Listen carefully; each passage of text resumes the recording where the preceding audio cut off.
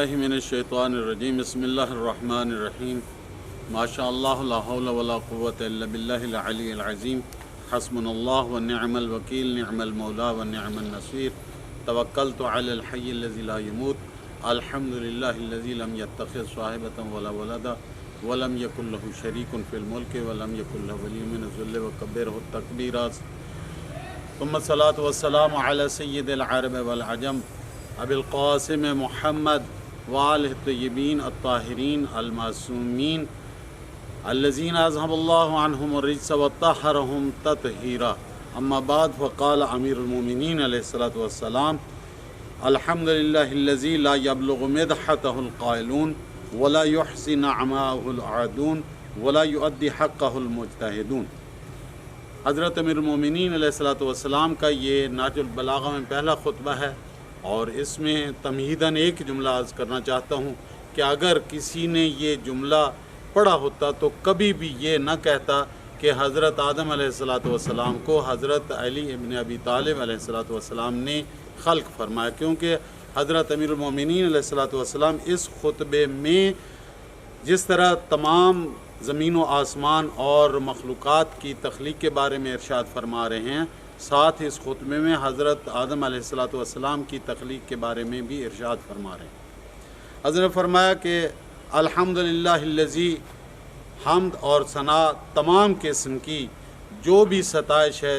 وہ ساری کی ساری اس اللہ کے لیے ہے جس کی حمد و ثنا مدحت اور تعریف کو کوئی بھی ناطق پہنچ نہیں سکتا، اور اس کی نعمتوں کو کوئی گننے والا شمار نہیں کر سکتا، اور اس کے حق الوہیت کو کوئی بھی کوشش کرنے والا ادا نہیں کر سکتا۔ الذی لا یدرکہ بعد الہمم، وہ اللہ کے جس کو بلند پرواز ہمتیں پا نہیں سکتی ہیں، اور ولا ینالہ غوث الفتن، اور نہ ہی عقل و فہم کی گہرائی سے اس کو درک کیا جا سکتا ہے، اس کی تہ تک بھی عقل و فکر نہیں پہنچ سکتی ہے۔ اس جملے پہ میں یہ عرض کروں گا کہ بڑا مختصر سا ایک آپ لوگوں کو معلوم ہے اور ہر ذی شعور اس سے آگاہ ہے کہ انسانی عقول محدود ہیں اور ذات حق سبحانہ تعالی لا محدود ہے، اور یہ فطری طور پر عقلی طور پر محدود لا محدود کے اندر سما نہیں سکتا، اس کے اندر آ نہیں سکتا، کیونکہ اللہ تعالیٰ کی ذات لا محدود ہے اور انسانی عقول محدود ہیں، اور اس لیے حضرت امیر علیہ الصلاۃ والسلام نے یہ ارشاد فرمایا ہے کہ لا یدرکہ بعد الہمم ولا ینالہ غوث الفتن، کہ کبھی بھی کوئی بھی عقل جو ہے وہ ذات حق سبحانہ کی حقیقی معرفت حاصل نہیں کر سکتی ہے۔ اور الذی لیس لصفتہ حد محدود، وہ ذات کہ جس کی صفت کی کوئی حد بندی نہیں ہے، ولا نعت موجود، اور نہ ہی اس طرح کی کوئی اس کی نعت موجود ہے جس طرح کی لوگوں کی صفات ہوتی ہیں، ولا وقت معدود، اور نہ ہی اس کے لیے کوئی وقت شمار کیا ہوا گنا چنا وقت ہے، یعنی اللہ تعالیٰ ازلی اور ابدی ہے، اس کو کسی وقت کے ساتھ محدود اور معین نہیں کیا جا سکتا، اور اس کی عمر کو کہہ لیں جس طرح ہم سمجھانے کے لیے کہہ سکتے ہیں کہ اس کی عمر کو کسی وقت کے ساتھ گنا نہیں جا سکتا، ولا اجل ممدود، اور نہ ہی اس کی کوئی مدت دراز کہی جا سکتی ہے، نہ ختم ہونے والی اس کی کوئی مدت کہی جا سکتی ہے۔ فطر الخلائق بقدرتہ، وہ اللہ کے جس نے تمام مخلوقات کو اپنی قدرت کے ساتھ خلق فرمایا ہے اور پیدا کیا ہے، ونشر الریاح برحمتہ، اور یہ ہوائیں اور یہ رحمت کی جو فضائیں ہیں، رحمت کی جو ہوائیں ہیں، اللہ تعالیٰ نے یہ اپنی رحمت سے ان کو جاری کیا ہے، ان کو چلایا ہے۔ ووطد بالصخور میدان ارضہ، اور اللہ تعالیٰ نے زمین کے میدانوں کو پہاڑوں کی چٹانوں کے ساتھ کیل ٹھونک کے مضبوط کیا۔ پھر ارشاد فرمایا کہ اول الدین معرفتہ، کہ دین کی ابتدا، دین کا اصل، دین کی اساس وہ اللہ تعالیٰ کی معرفت ہے، اور حقیقت یہ ہے کہ اللہ تعالیٰ نے جتنا نظام کائنات تخلیق فرمایا ہے اس میں ارشاد حدیث قدسی ہے کہ کنت کنزن مخفیاً فاردت ان اعرف، میں ایک چھپا ہوا خزانہ تھا، میں نے چاہا کہ اپنا تعارف کرواؤں، فخلقت خلقا لأعرف، میں نے ایک مخلوق پیدا کی تاکہ اس کے ذریعے سے میری معرفت ہو۔ حقیقت یہ ہے کہ جتنے انبیاء علیہ السلام آئے ہیں سب کا ایک ہی درس تھا، وہ درس توحید، وہ اللہ تعالیٰ کی معرفت تھا۔ اس لیے حضرت امیر المومنین علیہ السلام اس خطبے میں ارشاد فرماتے ہیں کہ دین کی اصل، دین کی اساس وہ اللہ تعالیٰ کی معرفت ہے۔ وکمال تصدیق وکمال معرفت یا تصدیق بہی، اور اس کی معرفت کا کمال یہ ہے کہ اس کے وجود کی تصدیق کی جائے۔